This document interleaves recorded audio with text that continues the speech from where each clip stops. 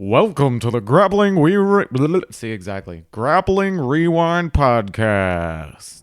Welcome to this week on the Grappling Rewind Podcast. In this week's show, we're going to recap Third Coast Grappling 3. We're going to talk about Fight to Win 133 in Fresno, California. Talk about a little bit the SEA Games 2019, the ICG Invitational. We're going to preview Quintet Ultra and preview IBJJF Nogi Worlds for 2019. As always on the show, I'm your host, Maine, joined with my co-host, Josh. It's been a very long weekend, Josh. Yes. So before we get into that, let's talk about a little bit of news. Let's talk about news. Let's talk about news. Let's talk about news, Maine. So Rachel and I went to the Third Coast Grappling live. Third Coast Grappling in Houston, Texas this weekend live, headlined by Gordon Ryan versus Bo Nickel. It was a lot of fun. We did some great... Okay, ready? Stop. They did interviews. Fantastic. What's the real news, Maine? Got engaged? He popped the question. Hell yeah, brother. Yeah. Good times. Good job. So, yeah, we've been together for a long time. We've been living together for a long time. It's been pretty great for a long time. I was like, want to do this forever? And so we'll talk about that at the end of the show. Into the jiu-jitsu news section. Let's see. So I got some interviews with Gordon Ryan, Nick Rodriguez, Pedro Mourinho, and Justice Sintra, Lucas Valente, Hanlo Bahal, Savion Marinon, Jacolino, Jake Shields, Edwin Najmi, Jordan Holy, and Ryan McGuire. Those should be coming out on the BJJ Fanatics YouTube and Instagram pages, in the coming, time frame. I don't really have a time frame for when they come out, but they are going to be over there. I got to work with them for this event. That was a lot of fun. It's super awesome to work with those guys. Hopefully more in the future. We will see. But I was super happy with the interviews we did. They've posted part of the Gordon Ryan interview right now. He's talking about a potential Pat Downey matchup. And I thought that's another kind of newsworthy item because Third Coast Grappling also announced Nick Rodriguez versus Pat Downey 2 under their hybrid rule set. This will be better for Nick Rodriguez, but Nick Rodriguez has to put Pat Downey on his butt, and I don't know if he's going to do that. You think Pat won't take him down? I think Pat will take him down and engage briefly and then back off. But I don't think you can back off once it goes to the mat. I think you have to engage under the rules that they used tonight. He's just got to stay super low and pinch at the ankles, or he does what Bo Nickel did and wait it out and then toss him. Right. But, do better than just tossing them. I got the greatest shots ever. Of that suplex? Hell yeah. Yeah, I got 4 shots. Gordon Ryan backing up, Bo locking, Bo lifting, the arch, and then the slam at the end. On my DSLR, on this camera here, I'm holding up the camera that I got for the event, particularly. And I was backstage oh my God, I got the shot. And so it's been all of the memes everywhere now. It's the one where you can see Gordon's back. That's the picture I took. Yay. I'm super proud of that. I'm famous. I'm not famous. I can make memes. I didn't make the use memes. My shit. People steal my shit to make memes. No, you're not stealing. You're reappropriating. So that's awesome. I'm super happy about that. I was super proud that I was able to get that shot. That was a personal, super awesome moment. The whole event was just awesome. I'm super tired and sick now, but it was a really great weekend. You got brought stuff to make you feel better, so quick. Yeah, that tea was delicious you gave me. So, yeah. Oh, so what do you think about the Nick Rodriguez? So, what do you think about the Gordon Ryan versus Pat? Because he talked about in the interview we did. Well, he talked about 3 different matches. Yes. Anything that has to do with jiu-jitsu, Gordon Ryan should win. I would hope. If it is purely wrestling, Gordon Ryan will get ragdolled. If it's wrestling, he's going to get tech fault. Period. Kind of like Rodriguez did. Yeah. That's the thing. Bo Nickel knew if I take you down, I have to deal with you on the ground. Which is where you're strong, which is where you're best. Right. But if they scored it more towards wrestling, where if he would have taken him down and flattened him out or pinned him or anything like that, had back exposure and he could gain points to create a tech fall, then you're giving at least Bo Nickel more of a chance to win. We should have previewed all these during the recap section. We're in news right now. Probably, but So we'll probably talk about this more in the recap section for the Third Coast Grappling. We'll talk about that match. Let's go through the rest of the news and then let's get into that in itself.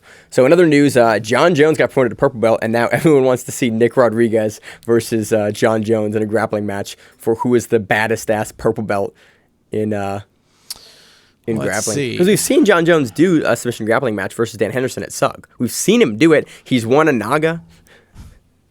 Dude, whatever. Oh God. On the way in here, I was listening to the Joe Rogan podcast, and they were talking about how like such a freak athlete he was, and like USADA's testing is so good that they got, he rubbed up against a drug and he popped for it. And it's like, no, stop covering up. That dude is a fucking juice head. Not that I care, because he does wild shit and it's amazing to watch. But that dude is a juice head through and through. Everybody's like, oh, his brothers are so gifted. They also got caught like juicing. So what the fuck does that just means they know how to do steroids good for the most part. And they're freakishly talented. As driven well. And very good athletes and like some of the best in the world. It'll be an interesting match. John Jones' wrestling is better than Nick Rodriguez, and he is not going to be afraid of Nick Rodriguez. So it'll be then down to who has the better grappling skills in like mat wrestling. Mat grappling and like being able to snag stuff. What Nick Rodriguez did to a lot of the people at ADCC is pretty shocking, but nobody really expected anything from him. So it was easy to set up where it's like, oh, he just beat this high-level guy. He beat another one. Yeah, you're shocked, but nobody was really talking about him. They're like, oh, this guy that, oh, he beat some guy, he backflipped over him, and he took his back. Fucking impressive, but in the scheme of things, who knows him? So he was kind of a dark horse. Now he's known. You have John Jones, obviously known. So then it just becomes whose jiu-jitsu is legitimately better. I'm excited. If it gets made, I'll be super excited to see it. Gordon Ryan got inducted into the New Jersey Martial Arts Hall of Fame. That's kind of cool. I did not know that was a thing. Does Maryland have a Martial Arts Hall of Fame? Probably. We're trying to get into that. Some person probably invented it and then inducted himself into it. What's the tournament that gets held at CCBC every fall, like around Halloween? Oh, that weird one. Oh, God, what's it called? The guy that runs it looks like Rod Stewart now, but he always also wears a Michael Jackson glove, and he changes it. God, I can't remember his name. So that tournament. Yeah, but, maybe he made it up or something like that. But Bryce Mitchell hit the second ever twister in the UFC. That's grappling related. That was like a big ass deal this weekend. Let's see. Five Grappling has announced the Women's Cup for January 12th of 2020. That's coming right up. That's super exciting. I forget. I have a listing of the names up here, and it looks super exciting. Nope, I don't have it up. I have a listing of names. Maybe. I have a listing of names, and then I realized I closed the tab, and I do not have that up anymore. But it's good names. It's super awesome. I've been waiting for Five Grappling to come back with an event for a while now. I talked to them probably like 6 months ago about like, hey, when do you guys run another event? And they were like, we're doing it soon. So super looking forward to this one. I don't see any Maryland Martial Arts Hall of Fame. Well, we got to start one. So the Quintet, the full teams. Actually, we're going to talk about this more in depth. The full teams for Quintet Ultra are out now. We'll talk about it in the preview section. Keenan has announced a scholarship program for you want to come and be a world champion under Legion Jiu-Jitsu. AJJ, American Jiu-Jitsu. American Jiu-Jitsu. Dude, if I didn't have responsibilities and family, I would totally do it. You can basically try out. Oh, I thought that was me. No, you can basically try out to get a scholarship to like train at his gym and like under him, and like he'll try to make you world champion. I won't do that, but hey, can you hook us up with some Keenan Online subscriptions? I bought the Lapel Encyclopedia, and that shit is mind-blowing. So, hey, Keenan, if you're listening, hook us up with some Keenan Online. Let's see what else I got for news. I think that's it. I think that's all I got for news. Let's move into the recap section. Yeah. So, under a recap of Third Coast 3, this event was headlined by Gordon Ryan versus Bo Nickel in a hybrid wrestling versus jiu-jitsu matchup. The rest of the card was jiu-jitsu matchups, and there was a tag team matchup as well. We're getting all of those in a second. Let's start with the big dog, Gordon Ryan versus Bo Nickel. This was nifty. This was interesting. This was the best strategy anybody has come into in any match whatsoever. Of Bo Nickel. Now, I called this, by the way. I said if Bo's path to victory. I said it like 3 different podcasts. Bo knew it was going to be boring as fuck, but Bo was like, I'm not going to the ground with this guy. Right. All you literally have to do is go to YouTube and type in Gordon Ryan, and you will go, don't want to go on the ground. And when people were like, well, there's no leg lock. So it's like, dude, Have you not seen Gordon Ryan in the last... Bo Nickel can be training to go into MMA right now. The amount of experience and high-level competition that Gordon Ryan has in grappling when it comes to jiu-jitsu, submission grappling, far superior to Bo Nickel. To anyone, to like almost anyone in the world. Gordon Ryan beats dudes that are really good at grappling. Also, we've done a ton of interviews. I realized how much I talk with my hands. Like, you're doing it now. You guys deal with this every single week forever. Like, no one told me that I wildly gesture I've told all you the for time. months. Don't lie. I've told you for months that you look like Ricky Bobby, and you're like, I don't know what to do with my hands. I just wildly gesture all the time. So, like, Gordon Ryan is one of the best, is arguably, right now, the in best. this time frame, in this era of grappling, at this moment, Gordon Ryan, hands down, is the best no-gi grappler in the world. Yeah. Prove me wrong. And so it's like, if you're anyone that's not like, maybe Gavo, maybe a Pano, it's like going to ground with him is probably not a good idea. So Bo Nickel had a good strategy, which was, I'm going to play the clock and I'm going to wait. I'm going to go for the late takedown and get the points. And Gordon Ryan figured out, Kane Basame, not illegal. I'm going to do that a lot. And he took him down with Kane Basame, and then Bo kept getting up. Bo was not like, as Rob Sullivan, who's been on this podcast, pointed out as we were talking about it in our group chat, he was like, dude, Bo doesn't see that. That shit's illegal in wrestling. And it's like, yeah, so he doesn't expect it. But after like 3 of them, he's like, okay, that's it. And that's all it was. Like, if Bo wanted to, he could have gotten on the inside, picked him up, and broke Gordon Ryan's neck by dumping him on his head. Just called it a day. But he knew as soon as Gordon hit the ground in whatever position he tossed him into, that he's going to have to engage on the ground. And we saw that. So Gordon gives Bo the donkey guard, and Bo goes, you know what? Fuck it. I got to do it. Launched him with the best 5-point. I had this camera up, and I was like, oh my God. He's like, so I'm locked. I was like, oh, he's going to suplex him. And I just clicked the shutter button down. I was like, this will take as many photos as it possibly can take per second. And it was just like, it just goes, I watched it through the camera lens and just lift. And I was like, he hits, and I went, sweet, he got him down. What's going to happen now? And then Gordon Ryan did exactly what he did to Josh Barnett at Quintet.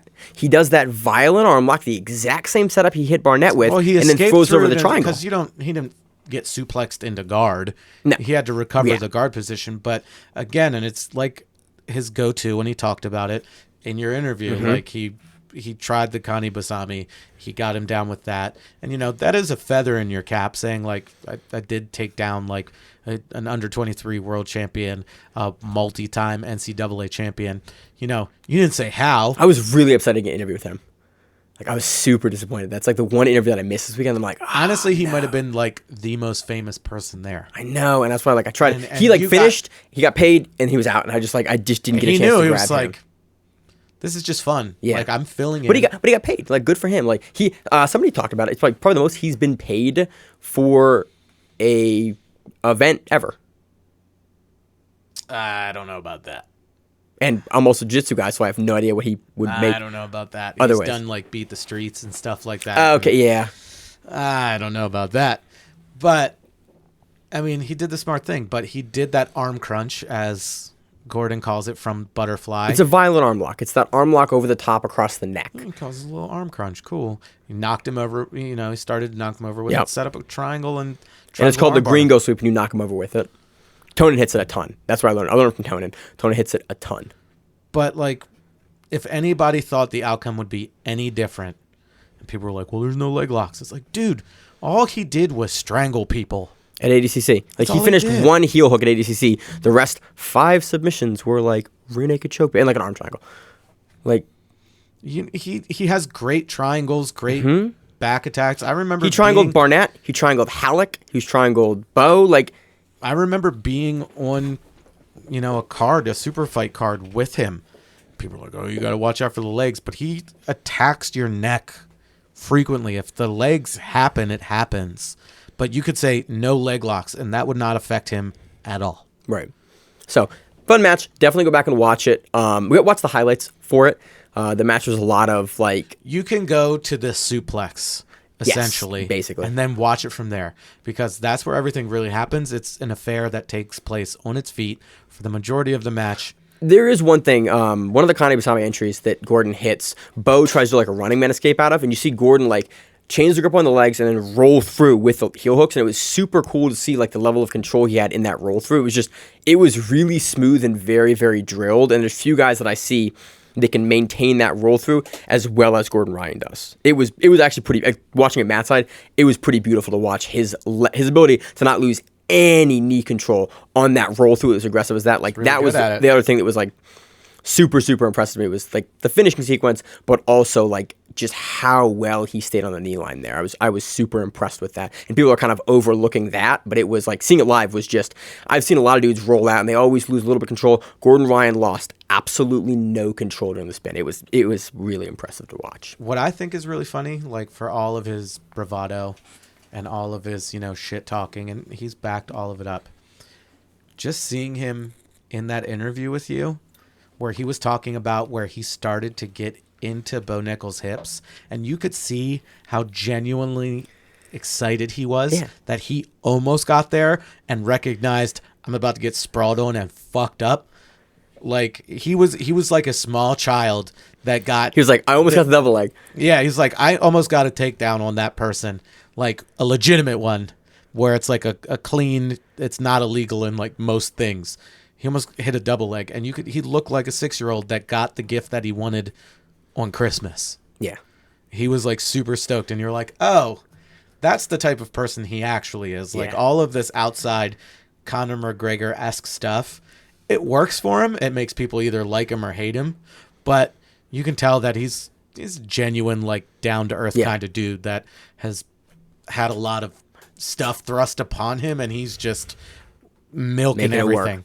Dude, he gives a great interview. Like, every time I've interviewed him, both times, I think 2 or 3 times I've interviewed him, like, great interview, very well spoken. It's always cool. It's always cool to get a chance to talk to him because he always gives you really cool information. I cannot wait till that interview comes out because it's like a 4-ish minute interview, and it's really cool. It's always very insightful to talk to him. Anything else on this matchup? No, let's stop gushing.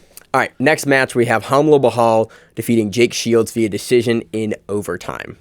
What'd you think about that?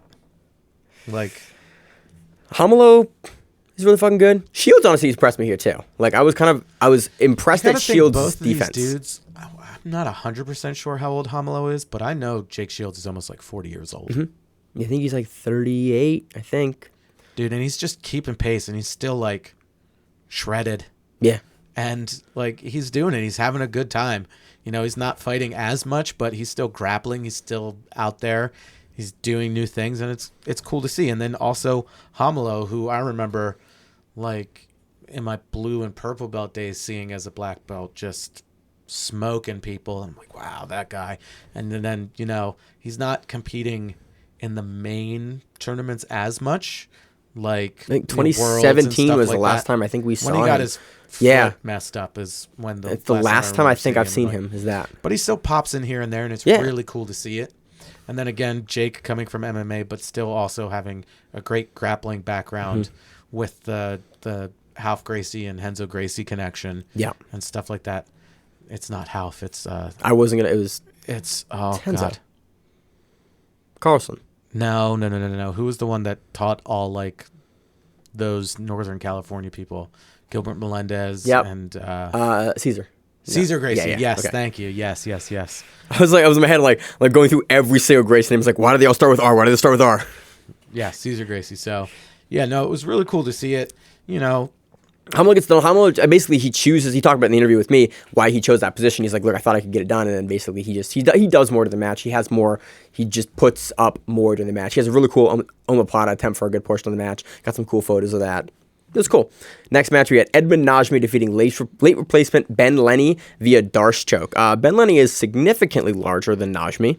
He did that Flow interview where he was like, yeah, whatever. It's like... Dude, that's Najmi. Like, the back that he's just like casual dude. Like, he just put his gi on and went out, like, didn't warm up. He's just like, no, we're going. And just like went out and got it done. I was really cool. Like, he has put some really cool takedowns. He had that collar and like foot trip takedown that I don't know the name of offhand. Looked good. Gets a nice Darce here. Again, both guys have white gis on. I always prefer when the guys have opposite color gis because it's easier to see. But no, now Najmi is I think the heavyweight champion for Third Coast. He was supposed to fight Dorino, and Dorino got, I think, a stomach bug or something like that, so he couldn't compete. What a bummer. Yeah, which that would have been awesome. That would have been a really cool match in the gi. I just peeked the audio. Great. That would have been a really cool match in the gi. I hope they run that back because I'm excited about that matchup. Yeah, maybe they run their next event and they try to do it again. I would love to see it because Najmi's fun to watch and Dorino's fun to watch. Champ. I'd watch it. Of Third Coast. I'd watch it. Heavyweight and welterweight. Welterweight, yeah. Next match, we had Lucas Valente defeating Don Zani via heel hook. Dude, Zani guts out a fucking, super tough heel hook initially. I talked to Lucas. I did an interview with him, and after the interview, I was like, how'd he get the first heel hook? He goes, he didn't get out. And he was talking about, his leg had, popped a bunch of times in the first heel hook to get out. And he's like, he just was super tough and, just didn't let it bother him. And, it's fine at the match. This is a cool match. Lucas is a really cool guy to watch play and watch roll through. And I was super impressed with this no-gi game, how active he was in the positional scrambles and just how he was controlling the legs and turning through. This was honestly a really fun one to watch. So let's talk a little bit about the tag team matchup that happened. That shit was awesome. Dude, Rachel loved it too. She was like, it was the wildest shit. Because basically what you had is that running in look, professional grappling can be boring as fuck. There have been times, I've been part of it sometimes, where that shit is just boring. So this just added some spice to it. There were some times, no joke, and we'll get back into it when we go to our next recap during Fight to Win, where I was like, man, if you guys had ropes, you wouldn't have this issue. Or just some shit. Throw them up against the plexiglass. Fuck it. Like hockey style? Yeah. But it kind of eliminates the need for the edge of the ring because you're like, oh fuck, I need to keep it in the middle or they're going to be close. And the way they would tag and hold on and do you had 3 seconds. You had 3 seconds from the time you tagged. Dude, you got pulled off. The first submission that happened where he jumped on the back really quick and was like, I'm going to choke the shit out of this girl. And I was like, oh, it's about to be on. I was like, because I think the one tag team were boyfriend girlfriend. They right? both are. They both were. They both were. They both were. It was 2 brown belt men, 2 blue belt women. Oh, that's even. Oh, yeah. That's great. Yes. That's great. So it's like, are you gonna squeeze my girl like that? It's come in and they start beating the shit out of each other, and they're trying to strategically hold. It's a thing. Do I want an entire card of that? Absolutely not. But if you can break up sometimes the monotony, and this wasn't, a boring card by any means, but sometimes it breaks up that monotony of solo matches where it's just, here's these 2 people are going at it. No, you have 2 different people. All of a sudden you're seeing some wild shit. People are going to start doing this in their gym if they haven't started already, just having fun. Have we ever run at the gym the game War or Soldier or what's it called, where you have both 2 teams on the mat and it's basically this, but it's a free-for-all. You ever played the game at the gym? Sort of, and years ago. Everybody was assigned a point value. Oh, okay. Because this is what kind of reminded me of now. I haven't played that game in probably 5 or 6 years. You would just put your ringer as the best person and make them worth the most points, and you just had to make everybody else try to submit everybody, and you would just attack certain people.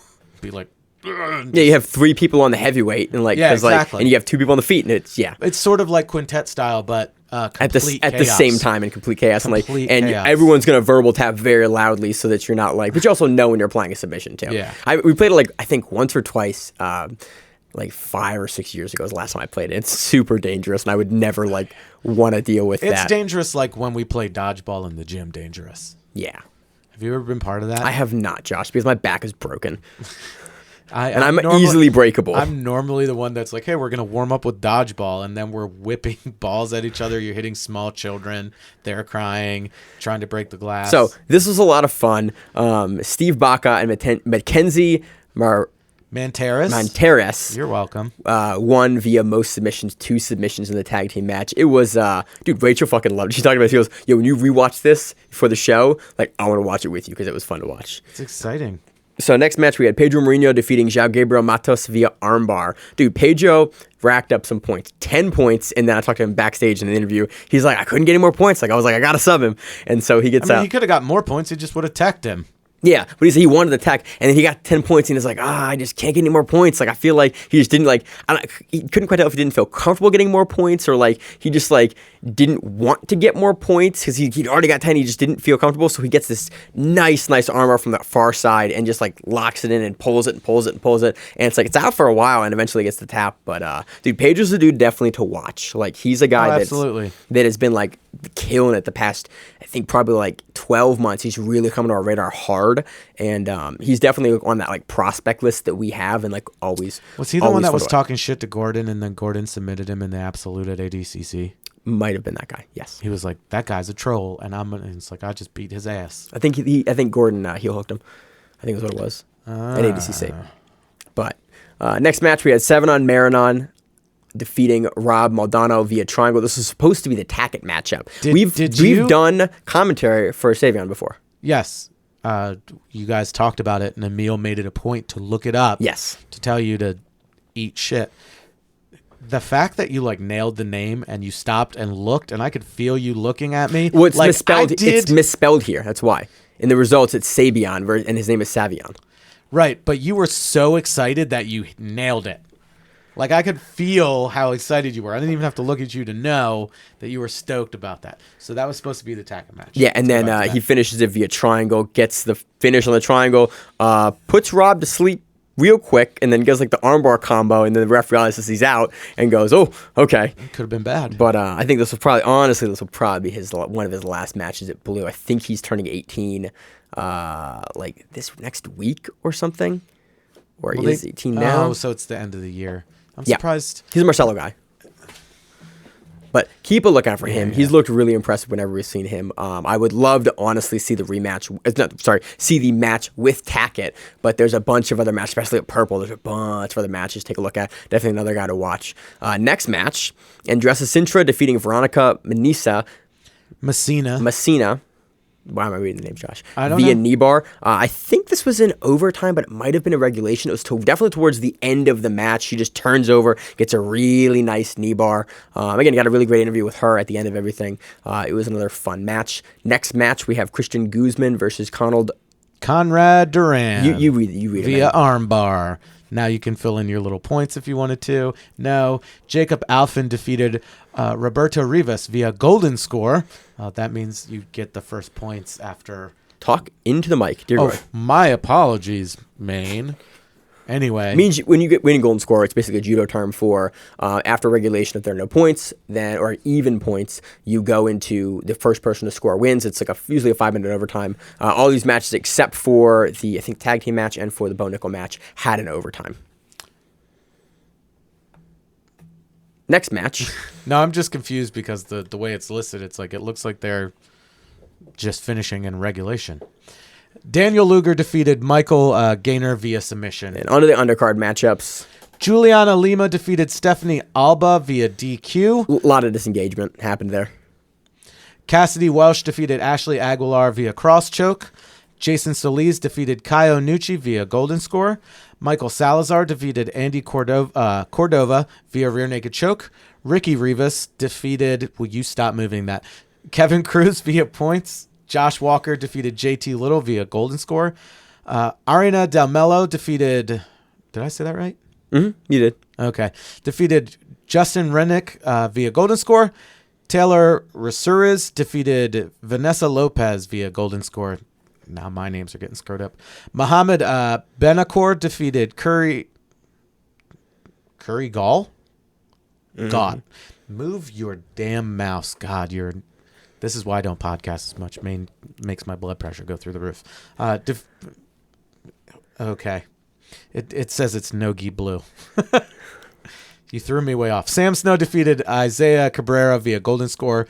John McCowan defeated Ryan Sheehan via collar choke. And Blake Carter defeated Demi Blue via golden score. So that does it for our recap of Third Coast Grappling Championship 3. Did you have the awesomest of times? Dude, it was so much fun. How much barbecue did you eat? Not a lot.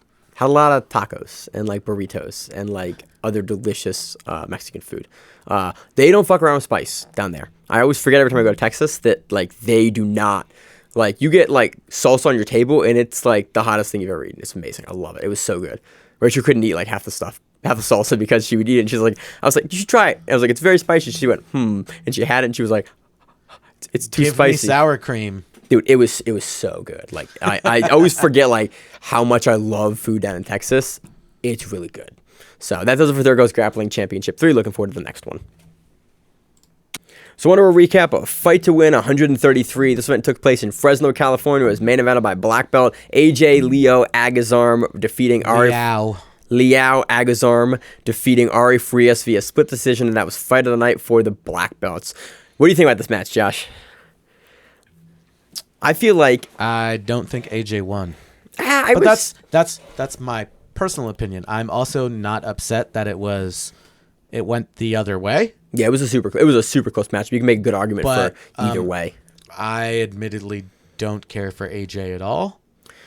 Okay, so I was watching this match. Dude, there were so many times where I was reading Seth's lips and he was like, "Get the fuck back in the middle." Dude, he was like, AJ "Stop fucking around." Seems like the most irritating dude in the world to grapple against. Like, cause he is fucking with you the entire time, and he's like bothering you and pushing on you, and just like he just feels like he'd be irritating to grapple with. And I loved watching this match because I was like, oh my god, like this looks like the most as a fan, I was like, this looks like the most irritating thing I have ever seen. Ari Frias is just having to fucking deal with it. And you're watching Ari get like more and more upset, and he kicks AJ in the face at one point. It was like, kind of an accident, but they're kind of not cool about it. AJ like punched him in the mouth with his hand at one point. It was just like, it was a like irritating match, and it was amazing to watch. Like this was, I think, honestly, deservedly fight of the night for the black belts. I was waiting for AJ to rip off those joggers and have like just a pair of Speedos underneath. Like I was like, what the fuck is he wearing? And I know that's like one of the rules where it's like you have to wear a shirt. But you have to wear a shirt now? I thought so. I don't. Did Rodriguez? He used. No, he wore a shirt at Philly. Yeah. Yeah, because he didn't wear a shirt. Why did he get to grapple without a shirt? I feel like if you're main eventing. He main evented. Yeah, I don't know why he wore a shirt that time. That was weird to me as well. At Philly when Rodriguez wore the shirt. And why was he allowed to wear those bullshit ass pants? AJ? Yeah. What the fuck was that? 80cc rules, man. You ever wear whatever you want. Maybe they were going with that. I don't know. It was just weird. That whole like. But dude, I love like the entries here, the dueling toe holds, yeah, like they were back going and forth. after Like each other. these I'm not mad about that. dude, this match was. Let's talk about less about like the bullshit of the match, which there was a lot of it. Seth Daniels blew out his leg during the match, and you saw him. Is that verified? I think it is. But watch, it's not verified at all. Like I'm guessing. Allegedly, because he goes off the stage and then you see him like laying down on the mat like while he's reffing, and he's like rubbing his leg. So it's like I think maybe he was just sore. I don't know. It was great. I love to see Seth reffing more of these matches. No joke. He looks like a fucking gorilla. Yes. He legitimately looks like a fucking gorilla. And at one point when he got back on the mat, he posted up and lifted himself up, and he just looked so fucking big. And I was waiting for his feet to kind of like swing up and through, and him just like start walking on his fucking knuckles. Like that's not an insult to him thinking like he's just like a meathead. He just fucking big. Yeah, dude, he's intimidating. He looks like that's why I want to gorilla. see him reffing the main event match, because everyone's like, he kept this match. I think there is not another referee that I know of that could have kept this match like together as well as Seth Daniels did. I think even he was struggling with it. And so like even he was, and Seth was like has his own style of refereeing. Dude, this will also be appropriate. The fact that he talks about like his open use of steroids, and the fact that I just said he looked like a gorilla. It's like you could legitimately call him like a juice monkey. Like used to be. Oh god, it's just so like awesome that he's like, fuck it, whatever. I'm reffing a bunch of matches. This is what I'm gonna do. Oh fucking well, running this whole thing while I'm at it. Fuck it. It was awesome. So Seth talked a little about the decision and his thought process behind the decision, and I really appreciated that. Like even though like you didn't agree with it, I watched it. I was like, I might have given it to Ari. I didn't agree with it, but he at least he owed it to nobody to come out and be like, this is why I scored it that way. He didn't have to. Yeah, could have said fuck you. But I appreciated that. Like, but he was like, this is why I feel it's this way. This is this, and that's it. Okay. And then he said on rewatch I might feel differently, but like this is why I scored that way. I'm like, I appreciate that. That's awesome. Like I wish I love that he does that because I wish that we'd see more referees and judges do that. He's just like a super open person with everything, as we've seen with like telling people to eat a bag of dicks, or just being like, fuck you. If you think you can do it better, prove it. Yeah. You know, here's my track record. Fuck you. So this was a fun match. I really enjoyed a lot of the entries here for the leg locks. Like there were some super deep heel hooks, super deep toe holds on both sides. AJ will not tap to that shit. You have to literally choke him unconscious. Yeah, basically. Which is like, and you couldn't do it. So this is a fun match. Go back and watch this match. Next match, Shamir Chantre defeats Lucas Pinheiro via heel hook. That was submission of the night. He becomes the fight to win featherweight no-gi champion. Also a good one. Samir is like always up there as like one of the top guys for the most part in that weight class. And like other times you just like, oh, here's that speed bump that he hit. But he's just like such a game competitor. He's like top. He's always like top. I want to say top 10. Yeah, but usually like high top 10. Yeah. Top 10. Definitely. As like a featherweight. If you're like going, you know, right now you might be able to get 10 other people ahead of him. But still, he's always in. But he's always in the mix. Always and like, in there. but he proves it here because Pinheiro's no joke. And Billy, they finish him via sub. Is super impressive. So I'm actually really excited to see who Shamir actually defends that against, because I know the featherweight division for Fight to Win is actually pretty dope right now.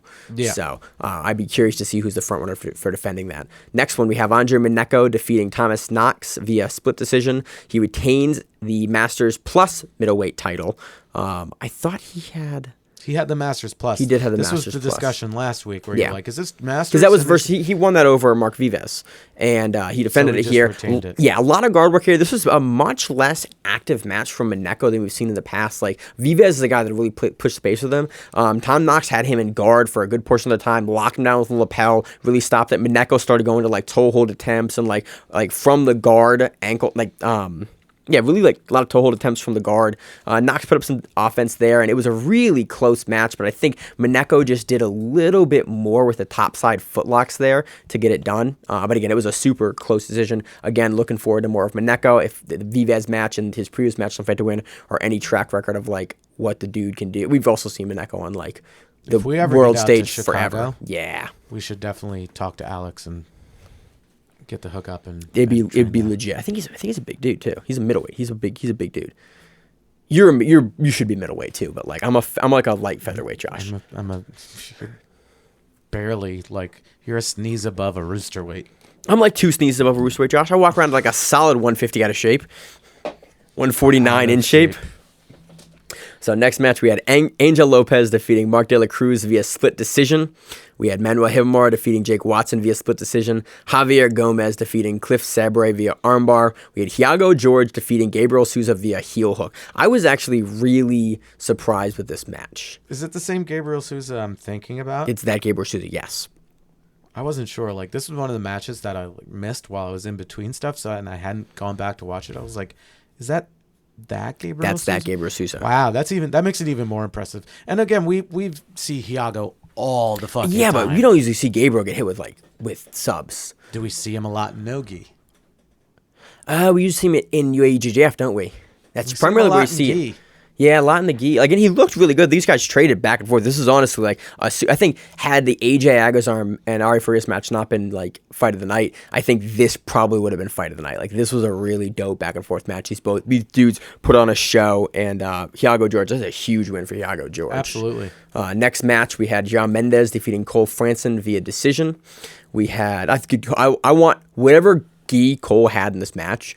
I want. It's like that reddish, like dark kind of reddish color gi. Like all this. Dude, I love weird gi colors. I love that shit. You would have liked me as like a blue belt. I had a tie-dye gi. I hate tie-dye gis. Fucking hate them. I love like uniform, like weird color gis. I also... So you probably like that one, I think Vulcan made it or somebody, but it was canary yellow. Piss yellow, Josh. Yeah. I really want, honestly, I'm looking at getting like a new pink gi, like a bright pink one, and I'm looking at getting like a Pikachu gi.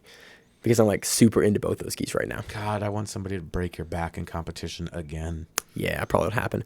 RJ Paulson defeats Albert Aguilar via decision. Thiago Rocha defeats Vinicius Nunez via decision. Eduardo Crema defeats Danny Ripper via leg lock. Ricardo Barros defeats Frank Ruiz via decision. Victor Hugo Cervantes defeats Bobby Davidson via knee bar. That's a big win for Victor Hugo. I said it's a good win for Victor Hugo. That's what I meant to say. On to the brown belts. Josh Cisneros defeats Keith Krikorian via decision, and that was fight of the year. Cisneros becomes the fight to win brown belt Nogi featherweight champion. Yo, Seth's getting a little loose-lipped with these fight of the year matches. No, it was a really good match. Very good match. Definitely should have gotten fight of the night for the brown belts. Yes. So Cisneros is passing. Is solid. He's got great passing. I think Cisneros is like number 1 in the world at brown belt at the weight class. Krikorian is too comfortable with his ability to regard. Invert. Invert to the regard. He was letting a lot of things go that I don't think he should have. Like, watching that, like, he let Josh get by. Yeah, she was super confident in his ability to kind of invert to the left. Top and everything, but I think he was just, like, being a little too loose with it. Like, Keith is a great competitor. And Keith is notoriously stupid hard to sub. Yes. Like he has one thing. I think the first time we ever saw him was one of the not early EBIs, but it was an EBI in like probably 2017. And he was a replacement for it, or won the qualifier. I forget which one it was. But I remember on the broadcast on the first EBI, they were talking about him on commentary. Like, he is really hard to sub, and we've seen that kind of hold true for his rest of his purple belt career and into his brown belt career. Of like, dude is really hard. Cisneros had like a couple of super deep armbar at one point, and he set it up on like that close side armbar under the arm. Really nice. Because that was from the inversion. Yes. And because Cisneros is slick like that, and Krikorian's they both kind of played into each other's game a little bit there, but Cisneros sort of had like the jump in a lot of the positional exchanges, and looked really good. I'm honestly interested to see who they're going to get Cisneros to face. Maybe Myra, maybe Salas. Josh Salas or Daniel Myra. One of those two I think would be really interesting. I don't know if Myra can make 50-45. But I think that'd be a really interesting matchup versus Cisneros and Nogi. Get Dykeman. I'd watch that. That'd be a fun matchup. Yeah. Dykeman can make 45. He competes primarily at 45. Dykeman looks like he can barely weigh up to 145. I think he weighs like 155 usually. And he cuts down. He cut down to 35 before. But like he doesn't want to do it again. That would be fire fucking match. That was a dope match. That was honestly really fun. You should go back and watch this match. It's two guys, again, we cover not infrequently, that you're going to see a lot more of as they rise up. And both these guys probably on the fast track for black belt in the next 18 months. Wouldn't surprise me. Next matchup, we had Troy Everett defeating Gerald Huber via toe hold, and that was submission of the night for the brown belts. This was Troy's last matchup as a full member of Team No Sleep, and gets it done via submission. I think he said it, and he posted it online. He still has the most wins in fight to win history. So that's awesome. I think he has the most appearances. They kept announcing him as like 10 They and announced 16? him as 10 and 16. I was like, that's not correct. No, that's not right. I think he's even. I think he's at an even 500 before he left. I think he's like 18 and 18. Something. He's close. Troy, we're going to message you and figure it out and not edit it in. I think he has like 24 matches. I think is what he has. How was he at one point 16 and 16 and... He wasn't 16 and 16. He was 9 and 9 at one point. He has... No. He's got over 30 matches in fight to win. Okay, Josh. So... ready? Yeah. So he gets it done via toe hold. And Josh, you talked about like actually how he gets the toe hold here. Well, he was in mount. And he almost had like a choke in the very beginning where it was super solid, where I was like, "Ooh, this is gonna end quickly," and Huber got past it, and got on top, past the guard, got on top in the mount, and was really working for something, but couldn't really get anything going. Troy kept himself like super wedged, super tight in. Yeah, and then he starts to push him away from mount. And escapes the hip and starts to climb around. And Huber goes for an armbar. Troy comes up like he's going to be in guard. And as they start to turn, Troy goes, "Oh, foot." And just grabs it. And you see Seth in the background losing his mind. He's like, "Yes, go." And he just like cranked it and boom, done. And, Seth was fucking stoked. And Troy was obviously stoked. What a great way to go out on a win. Right. And just fucking out on a sub win. Not on like, yes. on like not a on a decision. fucking submission. With- or in the not on a gi- decision, a submission. In the gi. In the gi. With the grappling rewind patch on his fuck thigh. yeah, we were stoked. I definitely messaged him as soon as the match ended, before he was even off the stage. I was like, fuck yeah. And then Seth announced that he's opening his own school in Denver. That's awesome. Wait, what? You didn't hear that part? No. Oh, no, he's opening his own school. Oh, shit, that's awesome. Yeah. So I was like, I'm definitely going to try to get out there, and I'm definitely come to your gym. Oh, that's so exciting. And then Seth proceeded to tell him after what a great person he was, that he's officially dead to him, and he's a fat piece of shit. Which was the was perfect hilarious. fight to win way to leave. And so that was awesome. I assume we're going to see more of Troy He'll in be the in future on there. Fight to Win. I assume on the Colorado cards up there, like he'll be in, he'll be competing. He just so. won't be out there all the time. Yeah, so we're going to see less of Troy, which sucks, but it was awesome to see him go out with a submission win. And Let's get going still. well, Henry, congratulations to Troy Yes. on like. I think we've made that abundantly clear. All right, next matchup, Josh. Oh, you get to say it next matchup? Henry Badillo defeated Dennis Brown via armbar. Dan Isaka defeated Ray Yescas via decision. Jeremy Marroquin defeated Luke Lujba Yes. via split decision. PJ Montero defeated Sean Fabitz via split decision. Jake Daniel Severin defeated Joe Fabitz via choke. The Fabitz brothers were on there. Brady Wicklund defeated Marty Robles via decision. On to the purple belt results. Matt Cox defeated Spencer Yehav via decision. To become the Fight to Win purple belt Nogi middleweight champion. I was getting ready to say it, and you jumped in really quick. Josh, on that I say the submission of the night, the champions, and the belts. That's what I say here. Eric Sabilos defeated Michael Howard via choke. Dustin Cotta defeated Daniel Manriquez via toe hold. Nico Reyes defeated Fernando Cruz via armbar. Sean Griswold defeated Pete Espinoza via triangle And that armbar. was submission of the night for the purple belts. Whoa, slow it down there. Amber Rusan defeated Daniel Savassos via armbar. Chris Curtis defeated Robert Ackerman via armbar. Nathan Loeffler defeated Dylan I thought that said Dan Dykeman. I thought the same thing. Dakin via decision. And that was Fight of the Night for the purple belts. Jamie Martinez defeated Tyler Steelman via Kimura. Anthony Moya defeated Andrew Savala via straight ankle lock. Patrick Peterson defeated Danny Castro via armbar. And Jorge Tapia defeated Robert Brewer via decision. On to the blue belt results. Dying over here. Jonathan Your Zamora. voice sounds terrible. Dude, I'm getting over like laryngitis or some shit. It's Ew, terrible. is that contagious? As long as I don't tongue kiss you, I think we'll be okay. Ew. Jonathan Zamora defeated Junior Cruz via Kimura. And that was submission of the night for the blue belts. Augustine Perez defeated Greg Lara via decision. Kelsey Harrell defeated Crystal Padilla via decision. And that was Fight of the Night for the blue belts. Daniel Caudio defeated Sammy Reyes via decision. Vince Trevino defeated Kai is what I'm going with because that's Collie. or Cali. There, Melton via decision. On to the kids and teens results. Jacob Cisneros defeated Marco Mendez via split decision. And that was Fight of the Night, and he becomes the teen bantamweight champion in the gi. And Sierra Fon defeated Kaylee Fernandez via armbar. And that was submission of the night for the kids and teens. So that does it for Fight to Win 133. And they're taking a break. Yes, they deservedly. Like Nogi Worlds happens next week. I think the next card they do is on the 10th of January. Good for them. So they got that Christmas break. I think hopefully Seth is going to get caught up on sleep, and all of them are going to get caught up on. He might get caught up on work, maybe. Hopefully, but best of luck. That's Fight to Win 133.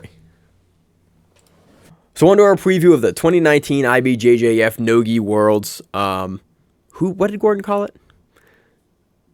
I don't remember what he called it, but he was trying to be disparaging. It of was I really think. funny, and like everyone considers Nogi. It's the other World Championship Nogi tournament. But again, super procedures, and you are a Yeah, they world get paid. champion if you win it. Do they?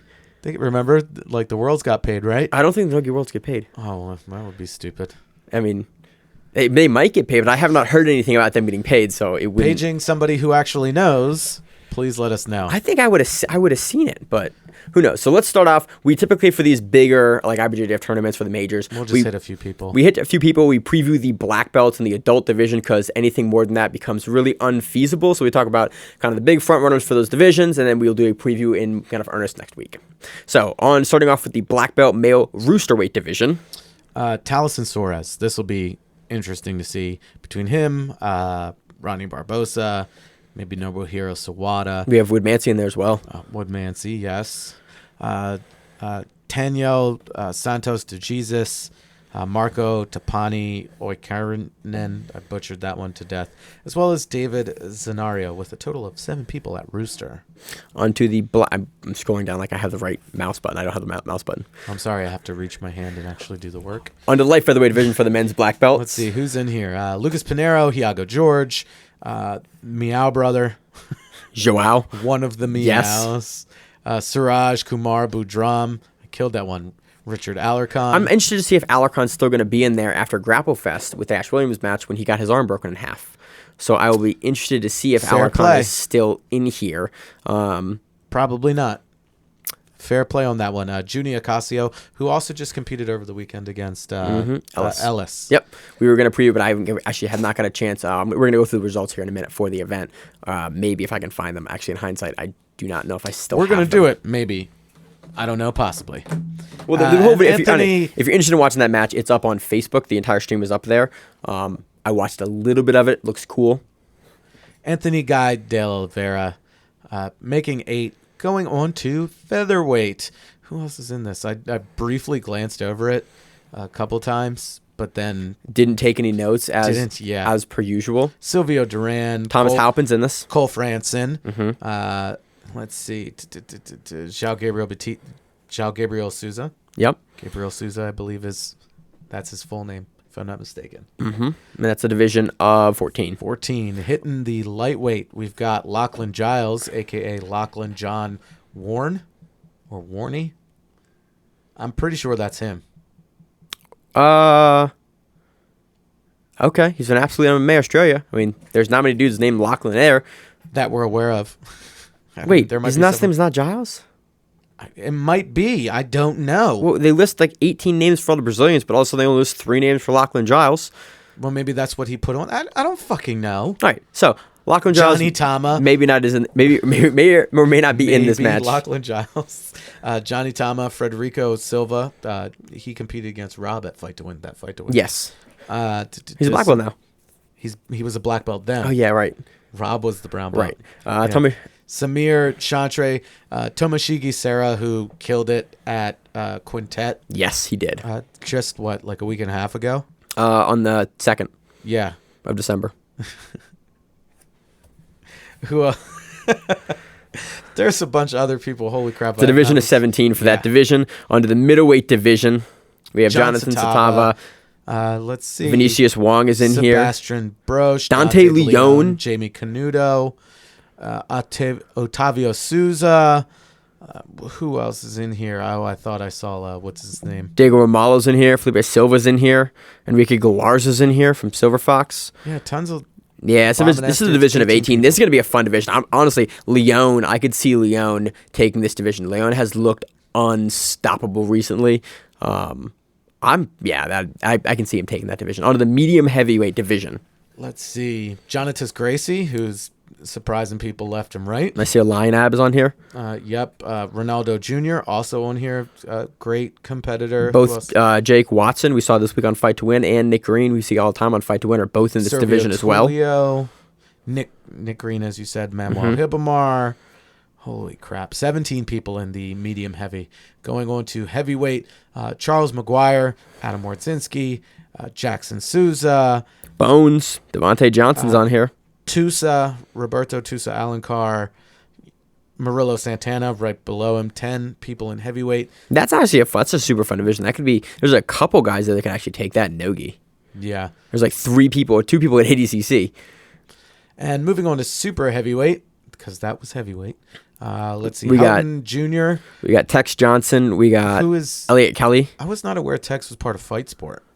He moved around a little bit. He moved between Haberos, and I think now he's down at Fight Sport, or he's representing Fight Sport. Again, he's been moving around a lot. He's represented a lot of different gyms recently, but he's at Fight Sport apparently right now is who he's registered under.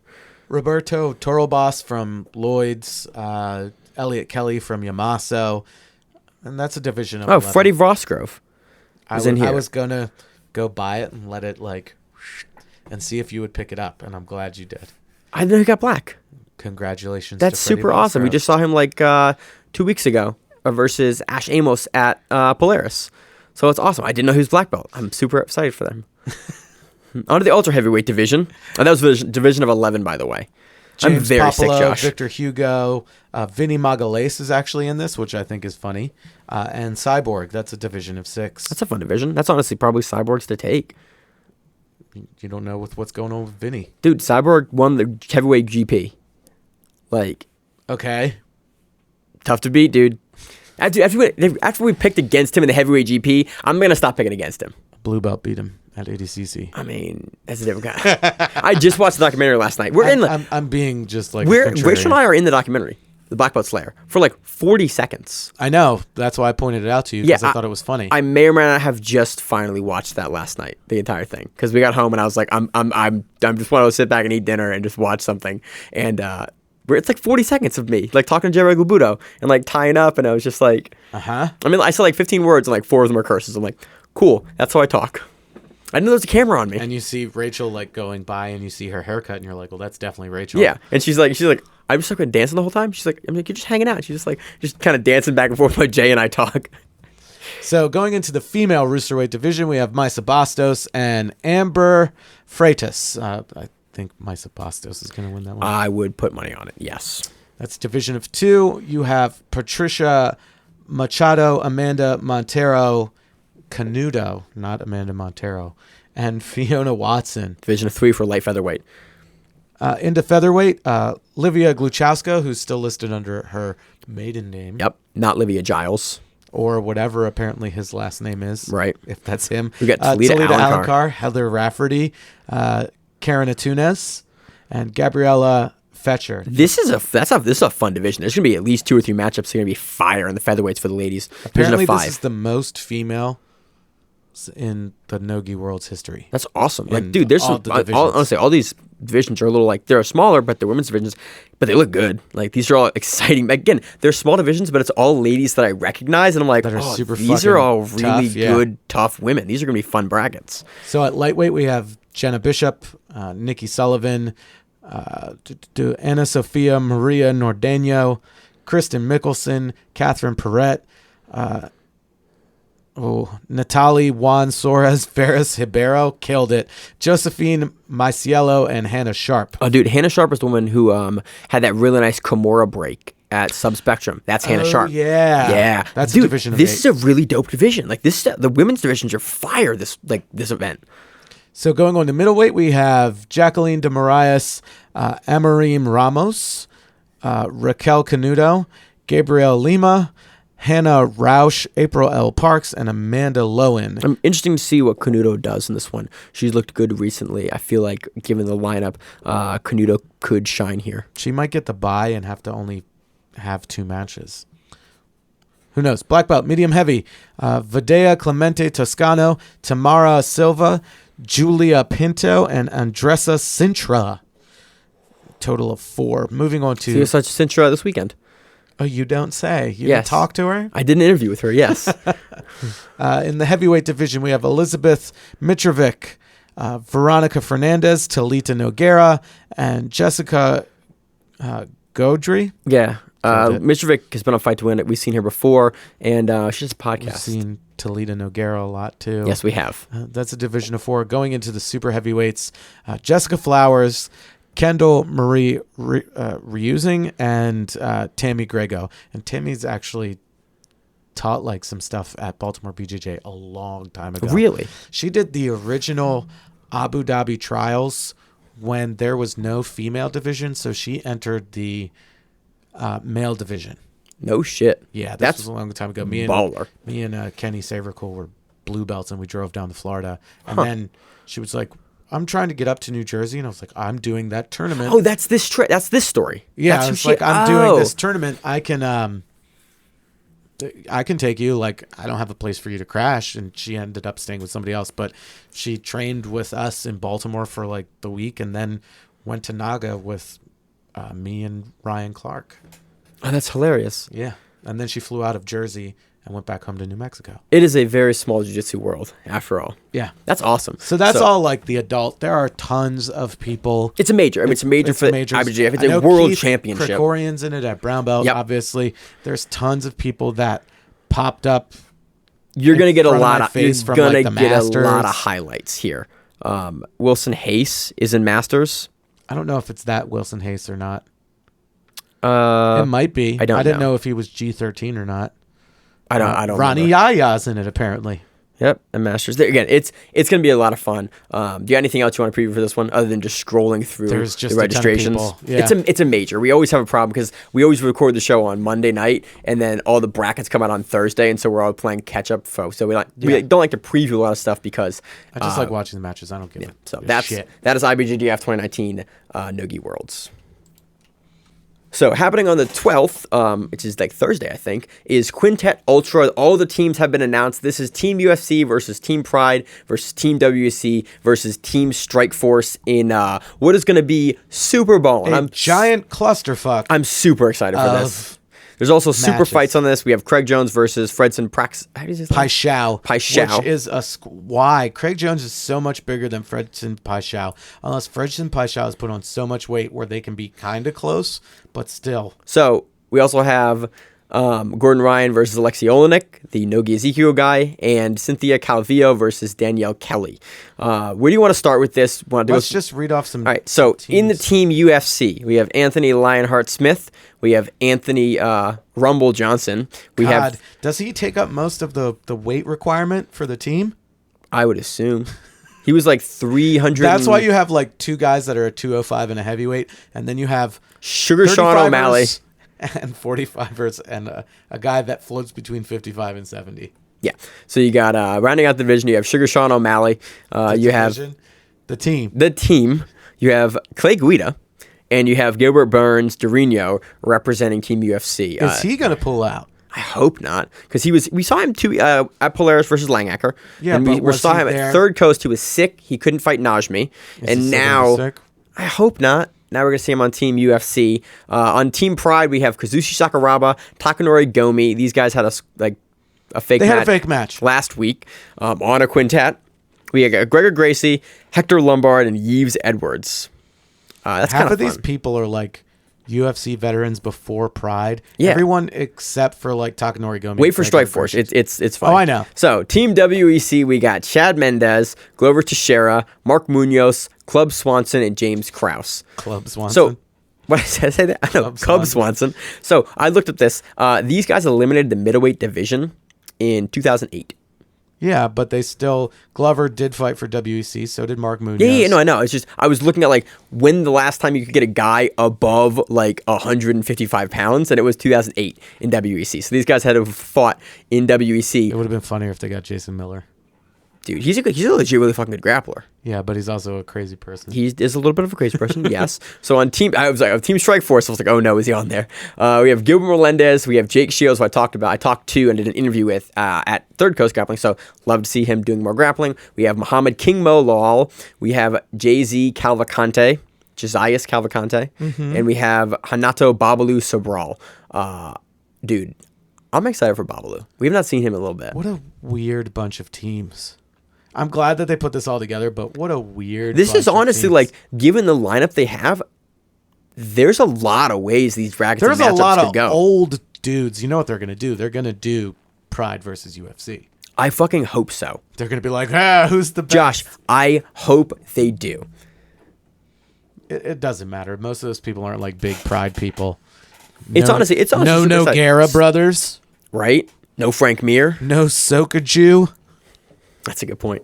So let's talk about. So we don't have any brackets. We don't know what team is going to fight what team first. If you're not familiar with Quintet, it's awesome. It's on Fight Pass. It's worth like the $10 a month to watch it. It's actually fairly legit and really fun to watch. Super aggressive stalling rules. No close guard. We'll talk about it more next week. I think Team Strikeforce has the best grapplers. Like you have Jake Shields and Gilbert Melendez right there, but you also have Mo Lawal. Great wrestler. Yeah. And then you have Josias Cavalcante, great jiu-jitsu. And you have Babalu, great jiu-jitsu and wrestling. Yes. So, like their team is pretty crazy. But again, all those guys are definitely a little bit older. The only thing is like UFC guys are less old. Ready? And current guys. Let's go down. Okay. Let's now stop at Pride. We don't have to even talk about UFC. Go up to Pride a little bit. Yes. Right. Team Pride. Kazushi Sakuraba, retired. Takanori Migomi, retired. Gregor Gracie, retired. Does he still fight? I think he fought recently, but not like 2017. Hector recently. Lombard. Kind of retired. He fought like 2 years ago or a year ago, I think. Eve Edwards, Retired. Chad Mendez, retired. Yep. Glover Teixeira, still fights. Yes. Mark Munoz, Retired. Way retired. I've retired for like 3 years now. Way retired. Okay. He got big too. He did get big. He's heavy. He did get big. Cub Swanson still fights, but on the tail end of that career, James Krause still Dude, fights. he just beat Kron Gracie. Oh yeah, I forgot about on that. the tail end of his career. Like, yeah, he still is on the tail end of his career, but he's been his career's been forever. Good. I mean, when it comes to MMA, he's inexperienced. Yes, is the way I would put that. And we have James Krause, who I think still fights. Yeah. Yes. And then Team Strike Force. Melendez, pretty much retired. Is he still out on suspension? I don't remember. I think he came back and then he took a fight and then he retired. I forget who he fought, but I think he took a fight in like 2018 or 19. No idea. And then retired. Jake Shields retired pretty much from fighting. Pretty much, yeah. I talked to him. He's like, he's looking to do more grappling. King Mo, I don't know if he fights anymore, but I think he fought on Ryzen like 2 years ago. It was the last time he fought. No, he fought in the Bellator GP and got murked by Ryan Bader. Yep, I remember that now. Jay-Z, I think he actually just fought, but he doesn't fight that much. And Babalu, I don't believe fights at all anymore. But then if you go... Babalu's the one guy that I want to wouldn't be surprised either way. You go up to the UFC team, Anthony Smith still fights. Still, just fought for the title. Actively fights. Anthony Johnson still fights. What weight? We're not 100% sure. No, he hasn't fought in like 2 years. Because he was going to do bare knuckle boxing, and then the UFC was like, "Hey, come back," and he was like, "Okay." Oh, that's what happened. You're right. Okay. Sean O'Malley still fights, but although he's not suspended for smoking weed, or whatever. No, this was different. This one was like a steroid issue that he supposedly popped for. Yes. Still fights though. Clay Guida still fights, although man, has he taken a beating over the years? And Gilbert Burns currently fights. So everybody's currently ranked. Like Smith, you can make an argument that Smith, Dorino, and Anthony Johnson could be still ranked. As Sean O'Malley, if he would be able to fight enough, he would be probably ranked as well. If he was fighting, 35? he maybe could get ranked top 10. Definitely. So a bunch of old dudes versus some young So people. Strikeforce versus UFC could be really fun to watch. Pride versus WC is probably where it should start. I have no idea. I'm not even going to speculate. It's just a big old clusterfuck. And it's going to be fun as shit to watch. That's the best I'm so excited for this. This should be, honestly, it's a bunch of guys that I love watching that like I get a chance to watch in a grappling match and not be super detrimental to their health. Yeah. They should have Team Gordon Ryan. And it's just like Gordon Ryan? It's just like it's like Gordon Ryan and but four people that dress like him. No. It's Gordon Ryan and he has to fight each team sequentially. Yeah. And I'm okay with that. Could he beat 20 guys in a row? 20-man Kumite. It's only 15 since he's one of the teams. That's fine, Josh. Okay. So yes, on to the Quintet Ultra singles matches. Craig Jones wins. Gordon Ryan wins. Danielle Kelly wins. All right. Do you want to speculate on how the Craig Jones leg match lock goes? So knee bar, maybe toe hold, one of the two. He might actually hit that choke. I could see him actually doing the same thing that he did to Tex recently, which is do that jump over Kimura, take the back. That honestly, for some reason, I just have a feeling that might maybe how that goes. I'm honestly not as familiar with Cynthia Calvillo and Danielle Kelly I know they're primarily fighters, but Kelly I feel like has a little bit of the edge there. Gordon Ryan versus Alexei Olenek. Strangle. Gordon Ryan takes that back and chokes that face. And probably gets under the neck and finish it. But dude, Alexei Olenek, if he gets Alexei Olenek is low key a really good grappler. He's a good grappler. He was in ADCC. Let's talk really quick though, and this will happen every time now until forever. Yes, is that what happens if Gordon Ryan loses?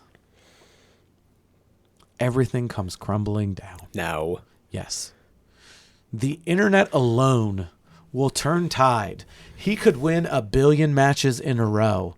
You know what's going to happen? Hey, you remember that time you got no-gi Ezekiel choked? So now he's got so much pressure on him, like just in general. Like, I see. Dude, he has always has pressure on him. Like, yes, there's but not a now single it's like- matchup. Okay, who's the last guy to no-gi Ezekiel Gordon Ryan? who's the last guy to no-gi Ezekiel anybody other than Alexei Olenek? That's a valid point. Okay. That's a reasonable exactly. point. So the thing is, he's so good now. He is like at the top of the game, no-gi Oh, wise. Yeah. If anybody beats him, everybody's going to use that to just shit on him. So is he mentally prepared to lose? I honestly think he handles losses pretty well. I'm just saying, is he mentally prepared for it? I think it wouldn't really change what he does. I think, honestly, okay, so Will he rise above? Because he's what, like 23? 25, I think.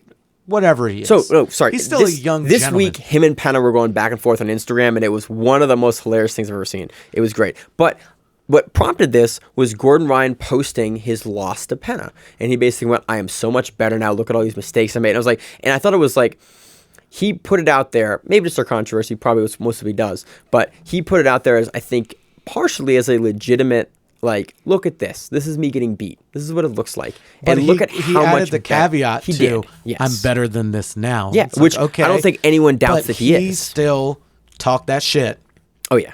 when they had both of those matches. Yeah, he did. And he still lost. Yes. It's kind of hanging on to it. Like, I'm not going to But say what he's doing. I love that he posted it, though. And he I was do. like, look, don't forget about this. And don't forget that I'm way better now. So you But want to see the again, rematch. if you get Nogi Ezekiel choked or you just lose to Alexei Olenek, period, like, it's going to be never ending. There's going to be so many memes about so many things. I'm looking forward to it. Yeah. So, anything else on this you want to talk about? Any other matches here? So I'm super excited for this. This will be a lot of fun. It's the outro. Yeah.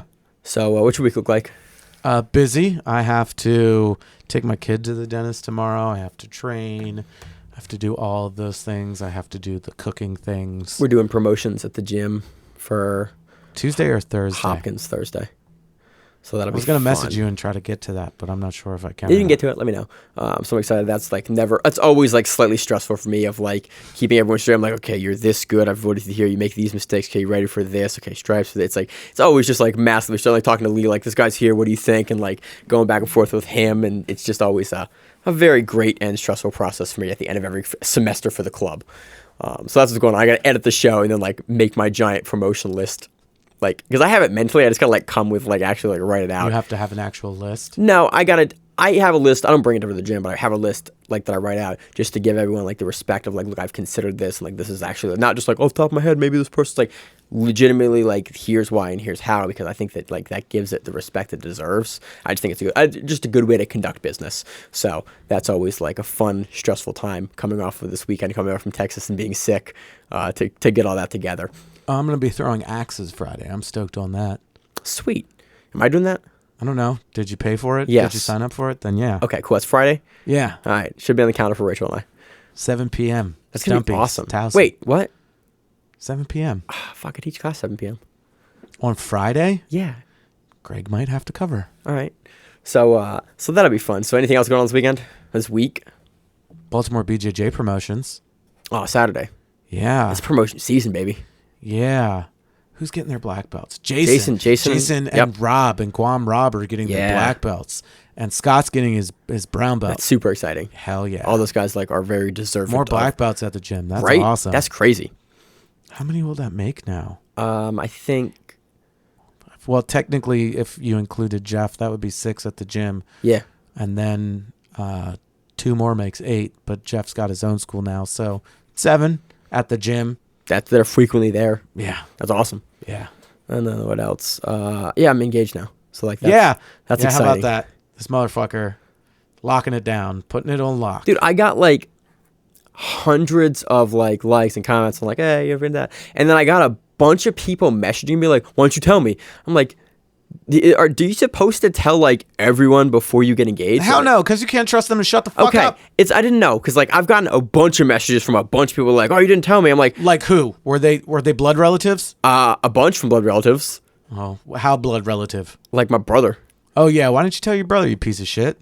Are you supposed to tell your brother? Yeah, I didn't know that. As long as he can like not, I wouldn't have told my brother when I was getting engaged to That's my reasonable. wife because he was a young piece of No, shit. my then. brothers, my aunt. I realized I didn't tell my parents.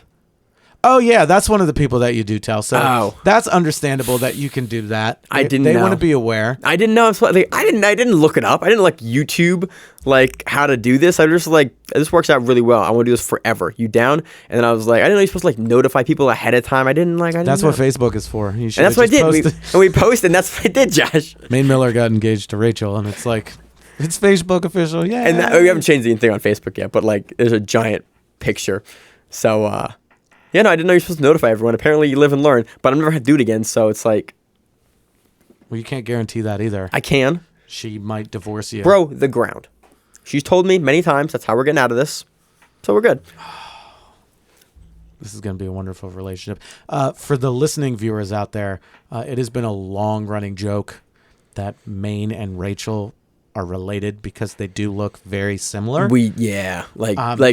So Like one of the really first similar. things, as soon as Maine posted about it, Maine did tell me I wasn't upset though. I was like, cool. He I didn't tell engaged. anyone. You know, he has many a time said, I am going to wife that one. And I was like, cool. But it actually happened.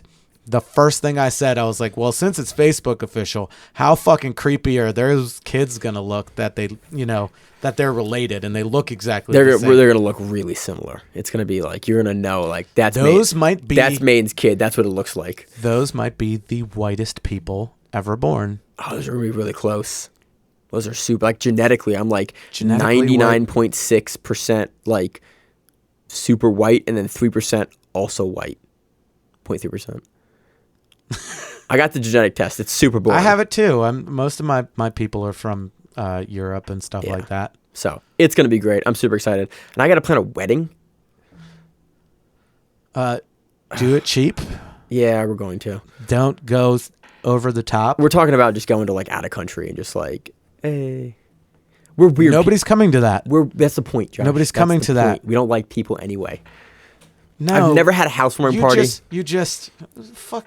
Like you barely have a house. It's filled with equipment. That's reasonable. Yeah, it is. Like here, come over. By the way, move over 10 feet. There's some mats and some lights and a flamethrower and a dog. Yeah. And the 7 billion years of stuff that I've accumulated. Yes. Even though I'm 28 years old. I think you're 28. Yeah, something like that.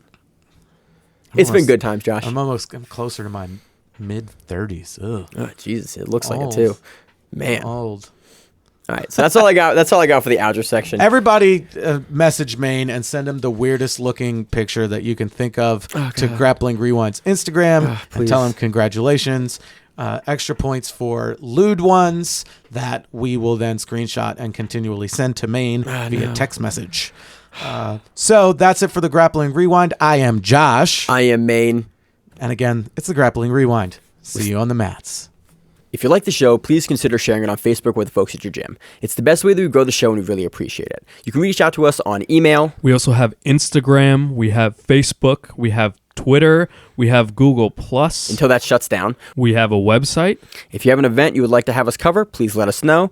If you have a name, like most people do, and you'd like to have us stop butchering it, Let us know. reach out to us. The show is also available on YouTube, Spotify, in addition to iTunes and every other podcast service. We very much appreciate your time, and thank you.